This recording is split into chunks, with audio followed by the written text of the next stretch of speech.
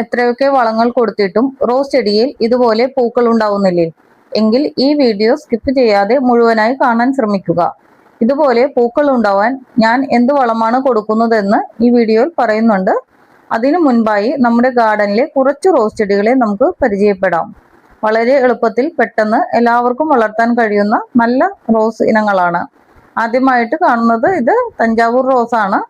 ഇത് വളരെ എളുപ്പത്തിൽ പെട്ടെന്ന് വളർത്താൻ കഴിയുന്ന റോസാണ്. ഒരു നാടൻ റോസ് എന്ന് പറയാം. കമ്പ് വെട്ടി വെച്ചാൽ ഒരുപാട് തൈകൾ ഉണ്ടാക്കാൻ പറ്റും. ഇത് തന്നെ ഒരു ചെറിയ തൈ മേടിച്ചതാണ്. ഇപ്പോൾ നല്ല വലിയ പ്ലാന്റ് ആയിട്ടുണ്ട്.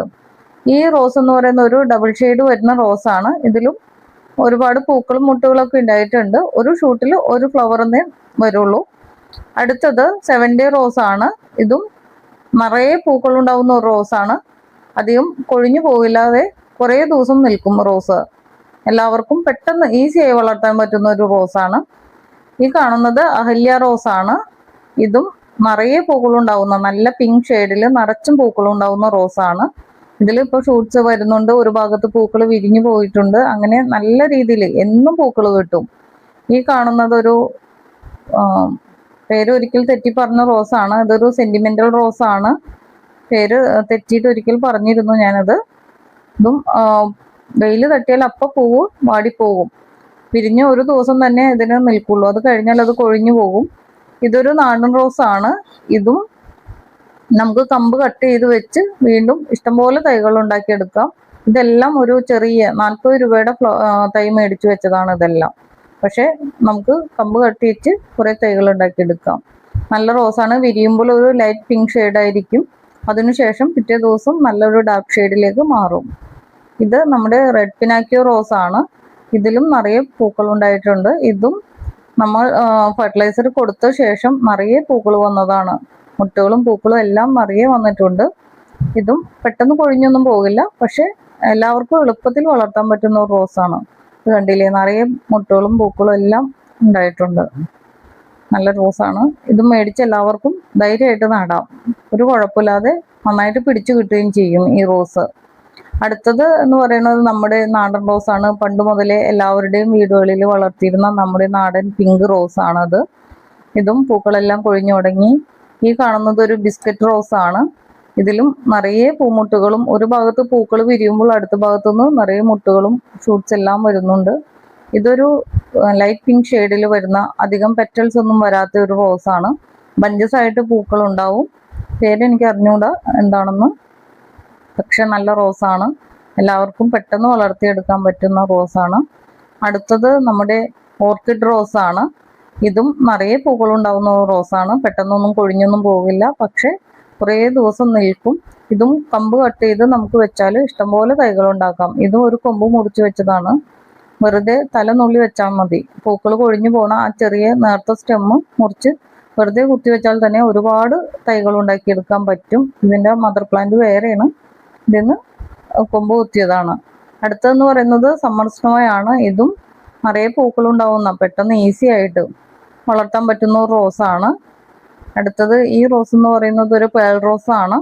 ഇതിൽ ഒരു ഷൂട്ടിൽ ഒരു ഫ്ലവറേ ഉണ്ടാവുള്ളൂ. നിറയെ പൂക്കളുണ്ടാവും. നല്ല വലിപ്പമുള്ള പൂക്കളാണ്. പെട്ടെന്ന് കൊഴിഞ്ഞൊന്നും പോകില്ല. നല്ല രസമാണ് കാണാനായിട്ട്. ഇപ്പോൾ ഈ റോസ് നഴ്സറിയിലൊക്കെ വളരെ കുറവാണ് കാണുന്നത്. കുറച്ച് നാളായി ഇപ്പോൾ കാണാറില്ല. അങ്ങനെ മുൻപ് എപ്പോഴും കാണാമായിരുന്നു ഈ റോസ്. ഇഷ്ടമുള്ളവർക്ക് ഇത് മേടിച്ച് നടാം. പെട്ടെന്നൊന്നും പോകില്ല.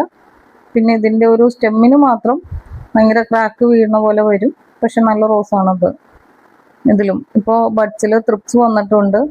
റോസ് അടുപ്പിച്ച് വെച്ചിരിക്കുന്നതുകൊണ്ട് പിന്നെ കുറച്ച് ദിവസങ്ങളായി ഇൻസെക്ടിസൈഡ് എല്ലാം അപ്ലൈ ചെയ്തിട്ട് അടുപ്പിച്ച് വെച്ചിരിക്കുമ്പോൾ ഒരു റോസിൽ നിന്ന് മറ്റൊരു റോസിലേക്ക് വേഗം തന്നെ പെട്ടെന്ന് പടർന്ന് ഇൻസെക്ട്സ് എല്ലാം കയറി വരും. അതുകൊണ്ട് എല്ലാവരും ഇൻസെക്ടിസൈഡൊക്കെ അടിച്ചു കൊടുക്കണം. അടുത്തത് എന്ന് പറയുന്നത് നമ്മുടെ ഒരു ബ്രിട്ടീഷ് ക്യൂൻ റോസാണ്. ഇതിലും നിറയെ പൂക്കളും മുട്ടുകളും എല്ലാം റിപ്പീറ്റഡ് ആയിട്ട് വന്നുകൊണ്ടിരിക്കും. ഫെർട്ടിലൈസർ കൊടുത്താൽ കണ്ടിന്യൂസ് പൂക്കളും മുട്ടുകളും എല്ലാം ഉണ്ടായിക്കൊണ്ടിരിക്കും. നല്ലൊരു റോസ് വെറൈറ്റി ആണത്. അടുത്തത് എലിസബത്ത് റോസാണ്. ഇത് വെറുതെ നട്ടാൽ പോലും വെറുതെ ഒരു കുഞ്ഞു കൊമ്പ് പൂക്കളുണ്ടായി കഴിഞ്ഞിട്ടുള്ള ഒരു ചെറിയൊരു കൊമ്പ് മുറിച്ചു കുത്തിയാൽ എവിടെ കുത്തുന്നോ അവിടെ എല്ലാം റോസ് പിടിക്കും. നമുക്ക് അവസാനം വേണ്ടാന്ന് തോന്നും. ഇതും നല്ലൊരു പിങ്ക് ഷെയ്ഡിൽ നല്ല ഭംഗിയിൽ പൂക്കളുണ്ടാവുന്നതാണ്. കുറേ ദിവസം കൊഴിയാതെ നിൽക്കും. പെട്ടെന്നൊന്നും കൊഴിഞ്ഞു പോവില്ല. നല്ല റോസാണ് ഇത്. നമ്മുടെ ഒരു സെന്റർ റോസാണ്. കാശ്മീർ റോസിന്റെ അതേ ഒരു വെറൈറ്റി, അതേ കളറെല്ലാം വരുന്ന ഒരു റോസാണ്. അപ്പുറത്തുനിന്ന് എലിസബത്ത് റോസിന്റെ കമ്പ് കുത്തി വെച്ചതാണ്. ഇപ്പോൾ ഈ ചട്ടി നിറഞ്ഞു എലിസബത്ത് റോസും, നിറയെ പൂക്കളും ആയിട്ടുണ്ട്.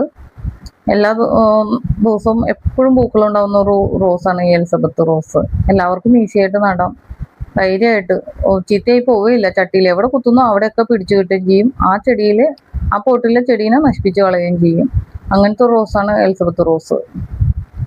അടുത്തത് നമ്മുടെ കാശ്മീരി റോസാണ്. ഇതും നിറയെ ബഞ്ചസായിട്ട് നല്ല ഭംഗിയിൽ പൂക്കളുണ്ടാവുന്ന റോസാണ്. ഇപ്പോൾ കുറേ റോസെല്ലാം കൊഴിഞ്ഞു തുടങ്ങിയിട്ടുണ്ട്. ഇപ്പോൾ നിറഞ്ഞും വിരിഞ്ഞും വന്നുണ്ട്. ബാക്കിയെല്ലാം കുറച്ചെല്ലാം കൊഴിഞ്ഞു പോയി തുടങ്ങിയിട്ടുണ്ട്. നല്ല റോസാണ്. എല്ലാവർക്കും ഇപ്പം എല്ലായിടത്തും നഴ്സറിയിലൊക്കെ വളരെ ഈസി ആയിട്ട് കിട്ടുന്ന റോസാണ് കാശ്മീരി റോസ്.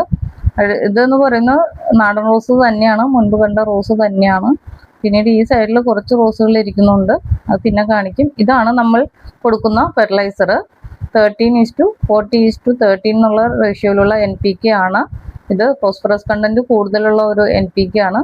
നമുക്ക് ഇത് ഇട്ട് കൊടുത്താൽ തന്നെ ഇൻസ്റ്റന്റ് റിസൾട്ടാണ് കിട്ടുക. ഇത് നല്ല റിസൾട്ട് കിട്ടും. ഡാപ്പിന്റെ പോലെയല്ല, സ്ലോ ആയിട്ടുള്ള റിസൾട്ട് അല്ല, ഫാസ്റ്റ് റിസൾട്ടാണ് നമുക്ക് കിട്ടുക. ഇതിങ്ങനെ യെല്ലോ കളറായിട്ടാണ് ഇരിക്കുന്നത്. ഇത് നമുക്ക് ചെടിച്ചട്ടിയിൽ വളരെ ഒരു പിഞ്ച് എടുത്തിട്ട് ഇട്ട് കൊടുക്കാം. അതല്ലെങ്കിൽ 1 ലിറ്റർ വെള്ളത്തിൽ 1 ഗ്രാം എന്ന രീതിയിൽ ഡൈല്യൂട്ട് ചെയ്ത് ഒരു 3-4 ചെടിയുടെ ചുവട്ടിലായിട്ട് ഒഴിച്ചു കൊടുക്കാം. നല്ല റിസൾട്ടാണ്. പെട്ടെന്ന് തന്നെ നമുക്ക് പൂക്കളെല്ലാം പെട്ടെന്ന് തന്നെ ഉണ്ടാവും. ഒരുപാട് പൂക്കളും ഉണ്ടായി കിട്ടും. നന്നായിട്ട് ചെടി വളരുകയും ചെയ്യും ഇത് കൊടുത്താൽ. ഇത് നമുക്ക് പല മെത്തേഡിൽ കൊടുക്കാം, പല രീതിയിലും, നമ്മുടെ പർപ്പസ് പല രീതിയിലും നമുക്ക് ഈ ഫെർട്ടിലൈസർ കൊടുക്കാം. നല്ലൊരു ഫെർട്ടിലൈസറാണ്, എല്ലാവരും മേടിക്കാൻ ശ്രമിക്കുക. അതിനുശേഷം നമുക്ക് ചട്ടിയിൽ വെള്ളം ഒഴിച്ചു കൊടുക്കണം. അധികം വെള്ളം വാർന്നു പോകുന്ന രീതിയിൽ ഒഴിച്ചു കൊടുക്കേണ്ട, കുറച്ച് വെള്ളം ഒഴിച്ചു കൊടുത്താൽ മതി. നന്നായിട്ട് വാർന്നു പോകരുത് വെള്ളം, അതിൽ നിൽക്കണം.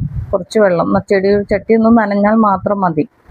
അപ്പോൾ ഈ വീഡിയോ ഇഷ്ടമായിട്ടുണ്ടെങ്കിൽ എല്ലാവരും സബ്സ്ക്രൈബ് ചെയ്യാനും ലൈക്ക് ചെയ്യാനും കമൻറ്റ് ചെയ്യാനും മറക്കരുത്. എന്തെങ്കിലും സംശയങ്ങളുണ്ടെങ്കിൽ അത് കമൻറ്റിലൂടെ ചോദിക്കുക, ഞാൻ പറയാം. Thank you.